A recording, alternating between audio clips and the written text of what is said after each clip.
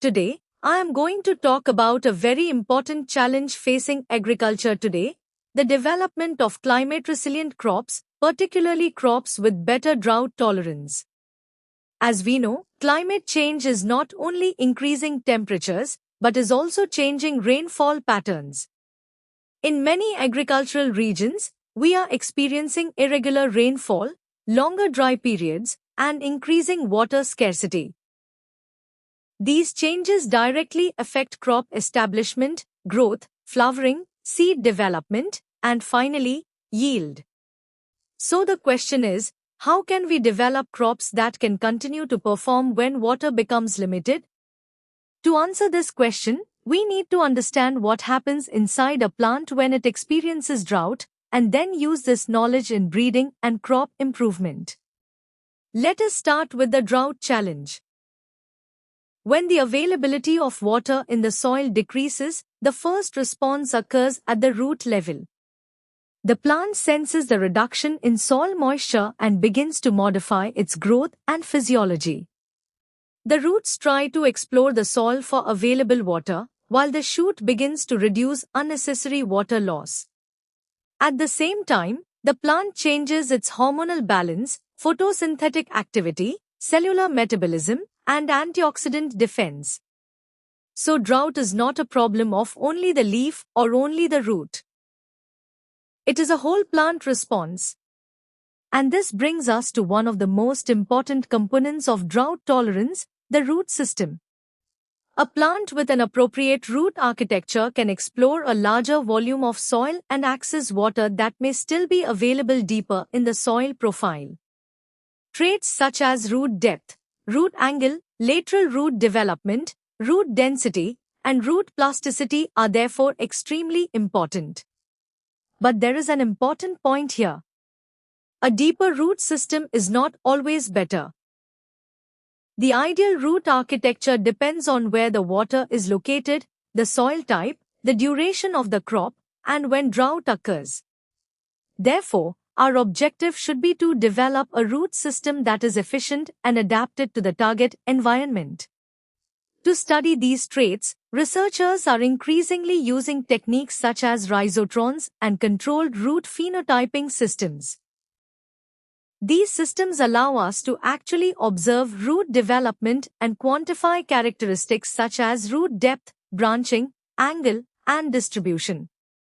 This is important because roots are normally hidden below the soil, making them difficult to study. But drought tolerance is not controlled by roots alone. Once the plant senses water limitation, it must also control how. However, there is a trade-off. Stomatal closure also reduces the entry of carbon dioxide into the leaf. Therefore, excessive stomatal closure can reduce photosynthesis. So a drought-resilient plant must achieve a balance. It must save water without completely stopping carbon assimilation. This balance contributes to what we call water use efficiency. Now, even after the plant reduces water loss, its cells are still experiencing dehydration. To protect themselves, plants accumulate several compounds such as proline, soluble sugars, glycine betaine, and appropriate ions. This process is known as osmotic adjustment. These compounds help cells maintain their water status and turgor pressure. They also help stabilize proteins and membranes and allow metabolic processes to continue under water stress. But drought creates another major problem, oxidative stress. When drought affects photosynthesis and cellular metabolism, the production of reactive oxygen species, or ROS, can increase. At controlled levels, ROS can act as signaling molecules. But when ROS accumulate excessively, they can damage membranes, proteins, lipids, and other cellular components. This is why drought-tolerant plants need an efficient antioxidant defense system. Important antioxidant enzymes include superoxide dismutase, catalase, ascorbate peroxidase, and peroxidases. These enzymes help maintain the balance between ROS production and detoxification. So, If we look at the plant as a whole, we can see that several mechanisms are working together. Roots are trying to obtain water, stomata are regulating water loss, osmolytes are protecting cells, and antioxidants are controlling oxidative damage. Another major process affected by drought is photosynthesis. When water availability decreases, stomatal closure reduces carbon dioxide entry. At the same time, drought can affect chloroplast function and the photosynthetic electron transport system. Therefore, maintaining photosynthetic activity during moderate drought is an important characteristic of a resilient crop. While canopy temperature can provide a rapid indication of plant water status. And this brings us to an important advancement in modern crop improvement. We can use thermal imaging, RGB imaging, spectral indices such as NDVI, canopy temperature, plant height, biomass, and recovery after rewatering. For example, thermal imaging can identify plants with higher canopy temperatures, which may indicate reduced transpiration and water stress.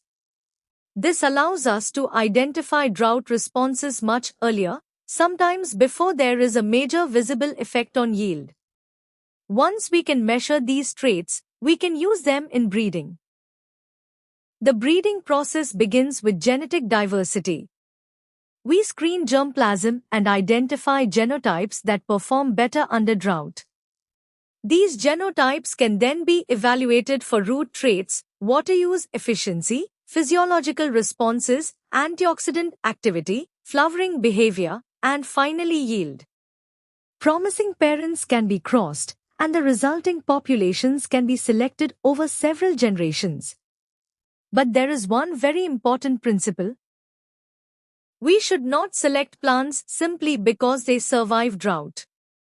A plant may survive severe drought but produce very little grain or seed.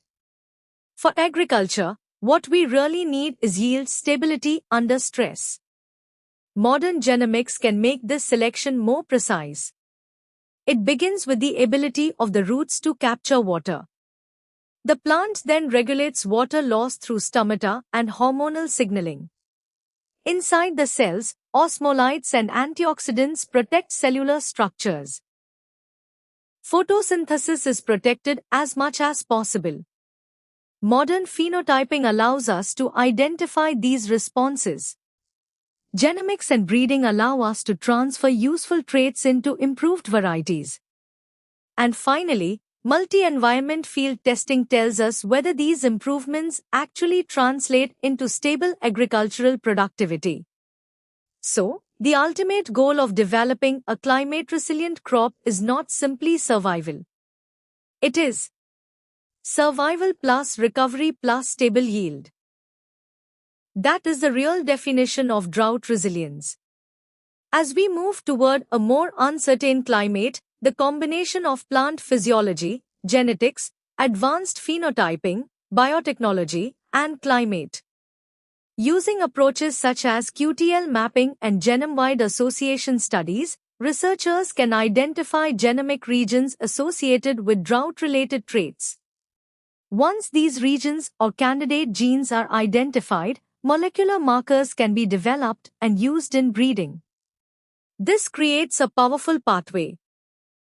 Phenotype genomic region candidate gene marker improved genotype. Biotechnology and gene editing provide another opportunity. Genes involved in ABA signaling, stomatal regulation, root development, osmotic adjustment, antioxidant defense, and photosynthetic protection can potentially become targets for precision improvement. But gene editing should not be considered a standalone solution. An edited plant still needs to be carefully phenotyped and tested under realistic drought conditions. It needs to show not only a molecular change, but also better plant performance and stable yield. Therefore, the future strategy should combine conventional breeding, genomics, biotechnology, phenotyping, physiology, and climate-smart agronomy.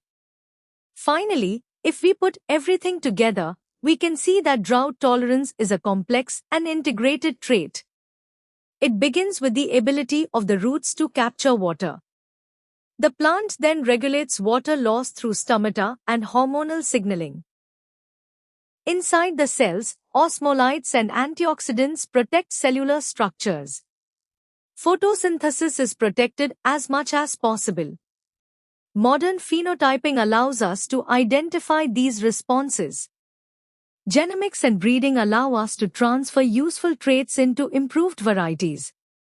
And finally, multi-environment field testing tells us whether these improvements actually translate into stable agricultural productivity.